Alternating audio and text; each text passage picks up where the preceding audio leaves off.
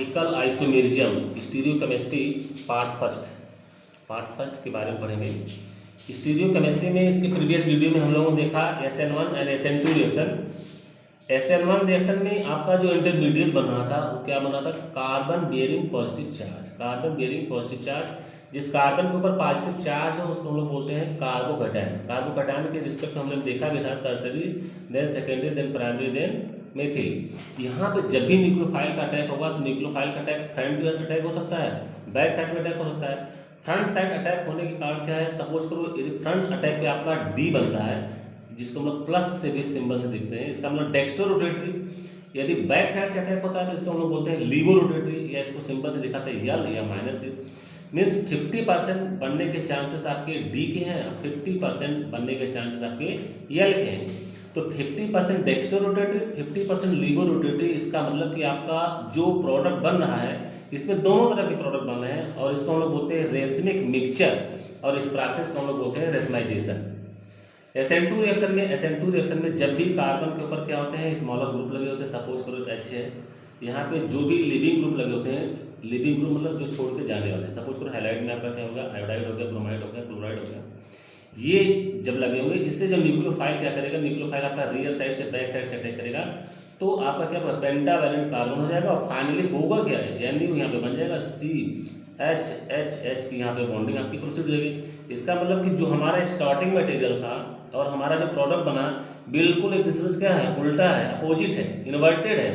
इसलिए SN2 reaction में proceed with the complete inversion. Suppose करो स्टार्टिंग कंपाउंड या स्टार्टिंग आपका मटेरियल आपका डेक्स्ट्रो रोटेटरी है तो आपका प्रोडक्ट क्या बनेगा, एल बनेगा, लीवो रोटेटरी। यहाँ पे ऑप्टिकल आइसोमेरिज्म के क्रम में स्टीरियोकेमिस्ट्री मैंने SN और SN2 को देखा। अब यहाँ पे हम लोग स्टीरियोकेमिस्ट्री स्टार्ट कर रहे हैं। पहला इसमें है आपका PPL मीन्स क्या होता है, plane of the polarise light. जैसा कि हम लोग जानते हैं कि जैसे कोई भी साधारण बल्ब हो या कोई भी लाइट हो वो यूनिडायरेक्शनल नहीं होती, उसकी लाइट चार दिशाओं में फैलती है। जब इस साधारण लाइट को, जनरल लाइट को मैं निकोल प्रिज्म एक तरह का प्रिज्म होता है जो क्रिस्टलाइन फॉर्म का कैल्शियम कार्बोनेट का क्रिस्टलाइन फॉर्म होता है जिसको हम लोग कैल्साइड भी बोलते हैं। Very very important for the examination, calcite, इसको हम लोग कैल्साइड भी बोलते हैं। इस जनरल लाइट को जब कैल्साइड से हम लोग पास करते हैं तो हमारी जो लाइट होती है ये वन डायरेक्शनल लाइट है। यहाँ पे देखिए चारों दिशाओं में लाइट आपकी घूम रही है, हर दिशा में घूम रही है। यहाँ पे जो लाइट इस प्लेन से पासिंग के थ्रू वन डायरेक्शनल हो जाती है जिसको हम लोग बोलते हैं plane of the polarised light. Short form में इसको हम लोग लिखते हैं PPL। निकोल प्रिज्म क्या होता है, crystalline form the calcium carbonate के क्रिस्टलाइन फॉर्म को ही हम लोग निकोल प्रिज्म कहते हैं, इसको हम लोग कैल्साइड भी बोलते हैं। The light that comes out of the plane prism has oscillations or vibration only in one plane। अब यहाँ पे लाइट का जो ऑसिलेशंस हो रहा है, जो वाइब्रेशंस हो रहा है वो 3D है, मीन्स आपका जो डायरेक्शन X में भी है, Y में भी है और Z में भी, तीनों डायरेक्शन में है। लेकिन यहाँ पे जो लाइट आपकी प्रोपोगेशन के थ्रू, लाइट के यहाँ जो पासिंग के थ्रू निकोल प्रिज्म से जो पास होती है ये यूनिडायरेक्शनल है, मोनोक्रोमेटिक है, वन डायरेक्शनल है, एक वर्णी प्रकाश। इसको कई नाम से हम लोग जानते हैं, oscillations or vibration only in the one plane। PPL क्या है, light which have vibration in only one plane is called the plane of the polarized light। अब यहाँ पे हम लोग देखते हैं ऑप्टिकल एक्टिविटी मोस्ट इंपॉर्टेंट आपका टॉपिक है, इसको बहुत ध्यान समझे आप लोग। जैसे कुछ सबस्टेंसेस होते हैं, सर्टेन सबस्टेंस मतलब कुछ ही सबस्टेंस ऐसे होते हैं जो plane of the polarised light, जो यूनिडायरेक्शनल लाइट है, जो मोनोक्रोमेटिक लाइट अभी हम लोगों ने निकोल प्रिज्म के पासिंग के थ्रू जनरेट किया। इस लाइट को यदि सैंपल के स्कैटरिंग के पश्चात, सैंपल से पासिंग थ्रू के पश्चात यदि ये लाइट आपकी जिस एंगल पे आपने स्कैटरिंग कराया उसी एंगल पे निकल जाती है, बाहर चली जाती है रोटेशन के थ्रू या स्कैटरिंग के थ्रू, तो आपका जो सैंपल है वो ऑप्टिकल इनएक्टिव माना जाएगा। ऑप्टिकल इनएक्टिव मीन्स इसके साथ जो आपका मोनोक्रोमेटिक लाइट था, जो यूनिडायरेक्शनल लाइट था, इसके साथ सैंपल ने कुछ भी नहीं किया। जब कोई काम कुछ भी नहीं करता तो उसको हम लोग क्या बोलते हैं, ऑप्टिकल इनएक्टिव है, ऑप्टिकली इनएक्टिव। चूंकि यहाँ लाइट की बात हो रही है, ऑप्टिक्स की बात हो रही है, तो यहाँ पे जो वन डायरेक्शनल लाइट है, light after passing through the sample, not rotation, यहाँ पे रोटेशन पॉसिबल नहीं है, रोटेशन नहीं हो रहा है, इसलिए इस सैंपल को हम लोग बोलते हैं, इस सैंपल को बोलेंगे optical inactive substance or sample. अगर यही लाइट जो है, ये जो मोनोक्रोमेटिक लाइट है, जो वन डायरेक्शनल लाइट है, यदि किसी सैंपल, सपोज करिए सैंपल है, यहाँ सैंपल पे गिराने के पश्चात लाइट आपकी दो दिशाओं में, या तो ऐसे घूम सकती है या तो ऐसे भी घूम सकती है।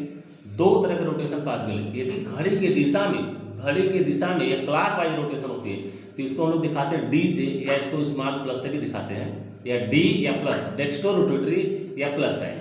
अगर वो एंटी क्लॉकवाइज रोटेशन है, एंटी क्लॉकवाइज रोटेशन, इसको हम लोग बोलते हैं लैटिन में लीवो रोटेशन, या इसको हम लोग माइनस सिंबल से भी दिखाते हैं। तो दो तरह के रोटेशन यहाँ पे पॉसिबल हो गया, किसमें, जो सबस्टेंस ऑप्टिकल एक्टिव है। यदि सबस्टेंस आपका ऑप्टिकल एक्टिव है तो उसमें डेक्स्टो रोटेटरी हो सकता है और लीवो रोटेटरी हो सकता है, और इस चीज को हम लोग बोलते हैं optical activity. Certain substances rotate the plane of the polarized light when passes through their solutions. Such substances are called the optical active substances, and the property of substance to rotate the plane of the polarized light is called the optical activity. हमारी बात आप लोग समझ गए होंगे कि simple सी बात है, जब भी कोई मोनोक्रोमेटिक लाइट किसी भी सैंपल से पास कर जाती है तो सैंपल आपका ऑप्टिकल एक्टिव भी हो सकता है, ऑप्टिकल इनएक्टिव हो सकता है। यदि सैंपल आपका ऑप्टिकल एक्टिव है, यदि सैंपल आपका ऑप्टिकल एक्टिव है, तो जो मोनोक्रोमेटिक लाइट है इस सैंपल से पास थ्रू, इससे गुजरने के पश्चात ये लाइट बाहर भी आएगी। बाहर आने के पश्चात इस लाइट का दो तरह का रोटेशन हो सकता है। कब, यदि ऑप्टिकल एक्टिव है तब। तो इसकी डायरेक्शन में आपका ऐसे भी रोटेट हो सकता है, लाइट ऐसे भी रोटेट हो सकती है, और लाइट ऐसे भी रोटेट हो सकती है। इस तरह का रोटेशन मतलब ये आपका लाइट ऐसे घुमा, मतलब घड़ी की विपरीत दिशा में घुमा, मीन्स एंटी क्लॉकवाइज, जिसको हम लोग बोल देंगे यल या माइनस दिखा देंगे।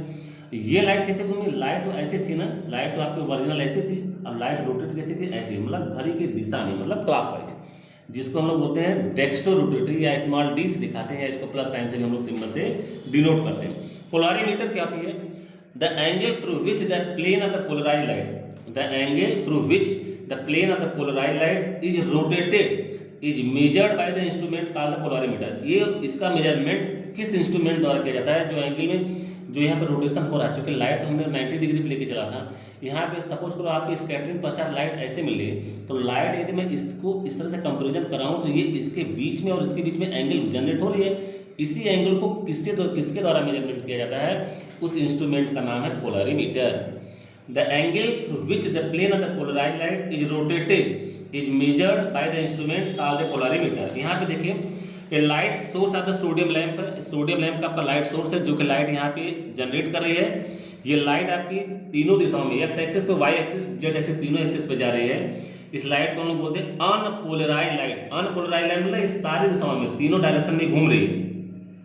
इस लाइट को यदि मैं निकोल प्रिज्म से, ये निकोल प्रिज्म आपका जो कैल्शियम कार्बोनेट से बना होता है, जिसको हम लोग बोलते हैं कैल्साइट बोलते हैं, इस निकोल प्रिज्म से यदि पास कराते हैं तो हमारी जो लाइट जनरेट होती है इसको हम लोग बोलते हैं मोनोक्रोमेटिक लाइट। क्या बोलते हैं, मोनोक्रोमेटिक लाइट, जिसको बोलते हैं यूनिडायरेक्शनल लाइट या एक वर्णीय प्रकाश, इसको हम लोग बोलते हैं। अब ये सैंपल पोलैरिमीटर ट्यूब है, पोलैरिमीटर ट्यूब में इस लाइट को जब हम पास कराते हैं तो ये लाइट आप देख रहे होंगे, यहाँ पे लाइट का क्या हो रहा है, ये जो लाइट है इसको मैंने एज इट इज दिखाया है। ये पिक्चर पे जो हमको मिल रहा है ये क्या, इस एंगल में यहाँ देख रहे हैं झुकाव, इंक्लाइनेशन देख रहे हैं ना।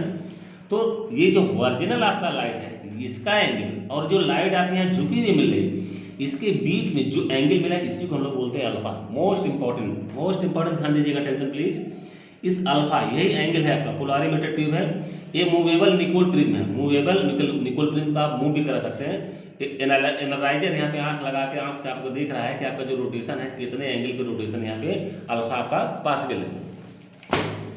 यहाँ पे डेक्स्टर रोटेटरी का मतलब आप समझ गए हैं, डेक्स्टर मतलब डी प्लस, या Latin word Dexter, Latin word Dexter से यूज हो रहा है। डेक्स्टर मतलब क्या था, राइट साइड, मतलब इस तरह से रोटेशन, जिसको हम लोग क्लॉकवाइज रोटेशन भी बोलते हैं। ये substance which rotate the plane of the polarised light towards right या clockwise by the algebraic sum, इसको हम लोग प्लस से भी दिखाते हैं। Laevo rotatory, Latin word laevus, laevus मतलब क्या होता है, लेफ्ट, लीवस मींस लेफ्ट। ये substance which rotate the plane of the polarized towards left, left मतलब left means anti clockwise rotation, घड़ी के चलने की विपरीत दिशा में।